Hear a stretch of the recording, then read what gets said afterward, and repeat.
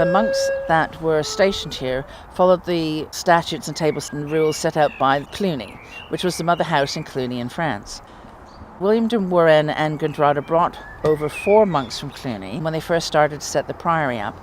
They were so impressed by how pious and devoted the monks of Cluny were, they wanted to bring an order of Cluniacs to Lewes. A prior, Lanzo, and 3 other monks came and set up in a very small church, built on place of a wooden Saxon church that had been dedicated to St. Pancras. The general hierarchy, the way the monastery was run on the lines of those in Cluny. The same kind of books, the same kind of ethos, the same passages you would have followed. It was considered to be a very important place. Our prior was the 4th highest person in rank in the Cluniac order in whole of Europe.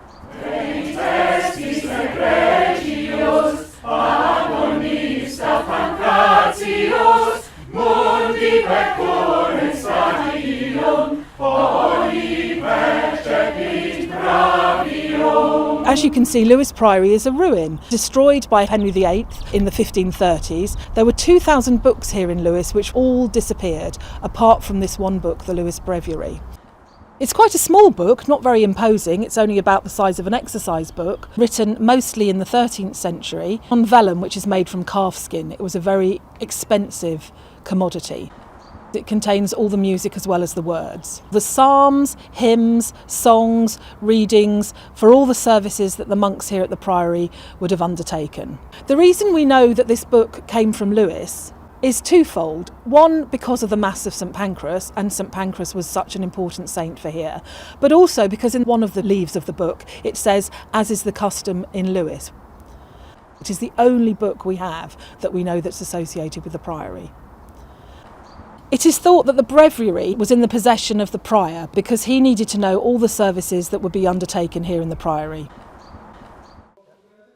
It's been rebound over time, and the last time it was bound quite tightly at the back. So some of the music and some of the words we need are in the gutter of the book. So we've had to do quite a lot of work, and the Fitzwilliam Museum in Cambridge has been extremely helpful in allowing us to work on the book and to use digital methods to understand the music and bring it to life. Do it again. You've got to watch Mercedes to start. The music from that book has been transcribed by Fernando and his group Resonet from Santiago de Compostela. They've created versions of the music that was originally sung by the monks in the Lewes Priory. He's creating the sound world of the Lewes Priory.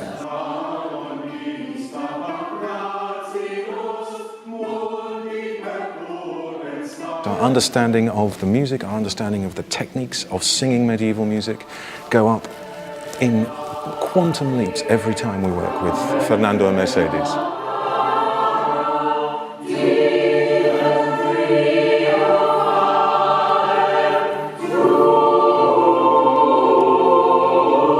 The Breviary is an amazing document, almost like a snapshot in time of what the monks would have been singing, what the order of the service would have been. Following on from our work 2 years ago with the Codex Callistinus, and that's where we worked with Resonet, they were very interested as soon as they heard of the Breviary, and as soon as Fernando Reis saw what he could do with it, he then reached out to Andrew, our choir director, and said he thought this was something we could work with too. Their specialism is pilgrim music because they come from Santiago, and Santiago is one of the greatest centres of pilgrimage, possibly the second after Jerusalem. The music of the Lewes Priory, another centre of pilgrimage. So people came to Lewes to see the Priory of St. Pancras. They came with their folk songs just like they would have done to Santiago. So we have a mixture of folk singing and liturgical singing in the work that we're doing now. If you go back to the early Middle Ages, the 12th, the 11th, the 13th centuries, Cluny was one of the most powerful European networks that ever existed. Spiritual power, but also temporal power, money, resources, in Poland, in Scotland, in Italy, and in Spain. And they controlled the architecture, they controlled the music, they controlled the liturgy. So an enormous connection is actually there between Lewes Priory and Santiago de Compostela through the network of Cluny.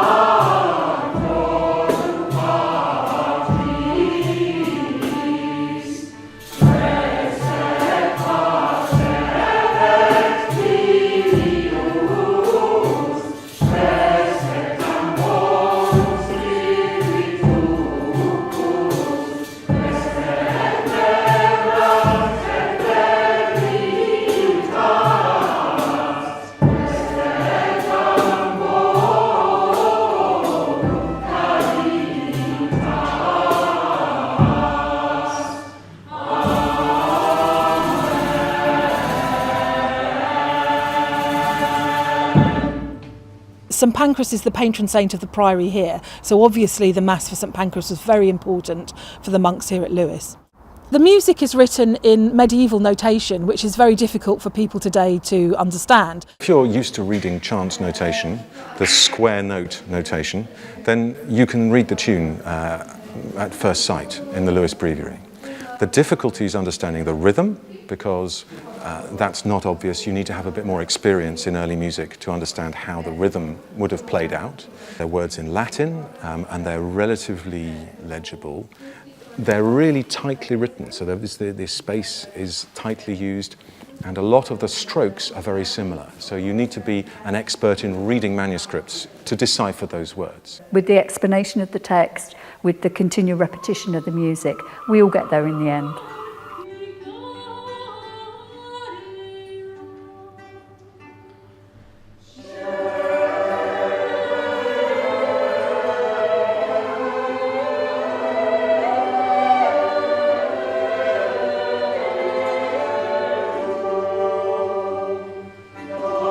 Although we're a non-audition choir, we're not professional singers, we seem to be able to make it and get good feedback really from the audiences when we're singing. So I've really come to appreciate the music. It's challenging to sing, so when we get it right, that's really rewarding.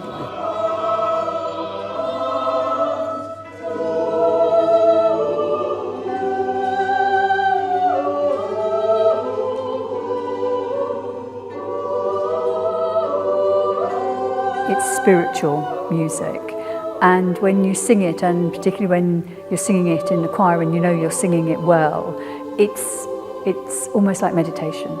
It is a very beautiful thing to take part in.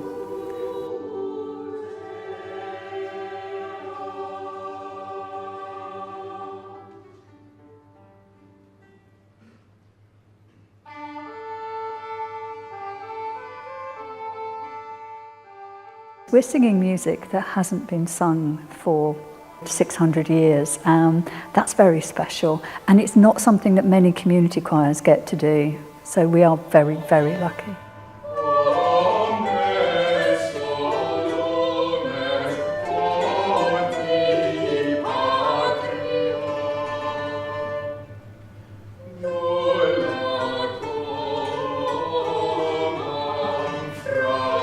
Here in Lewes Priory, there were over 2,000 books in the library.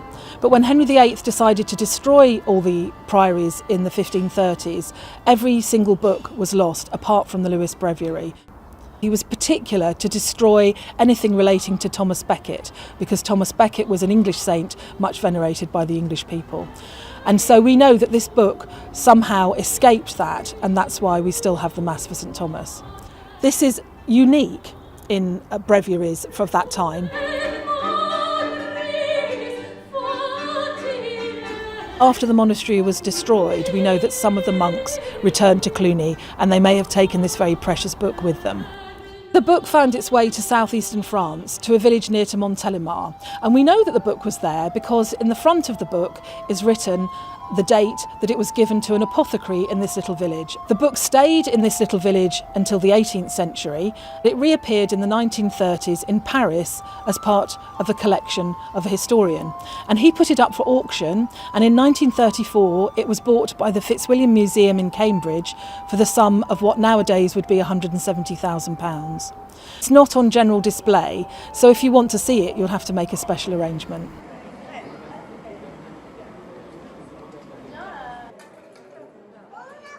We're taking it to La Charité because that's another Cluniac resort. It's a huge monastery on the banks of the Loire, and that building has the same architectural features as the Lewes Priory had. And that's why we're going, because it's the closest thing that we can find today to what the Lewes Priory actually looked like, and more importantly, sounded like. It's designed for those spaces, it resonates in those spaces, and it really is superb. To sing the music in a building that it was written for, it will be really interesting how you can feel yourself filling the space with sound.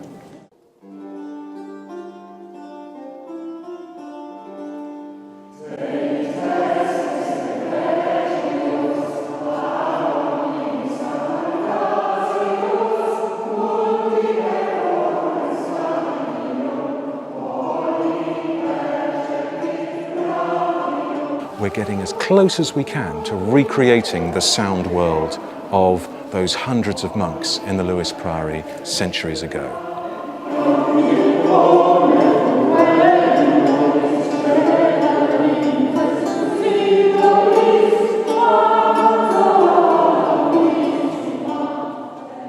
It's going to be the full circle, the completion of the project, and it's going to be a wonderful event. This book is remarkable because it contains all of the services and all of the music.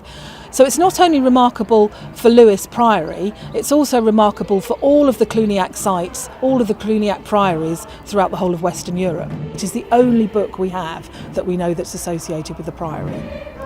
It's absolutely fantastic that we have the opportunity to revisit this important book and to rediscover the music of the monks here in the Priory. I think they would be very happy about that.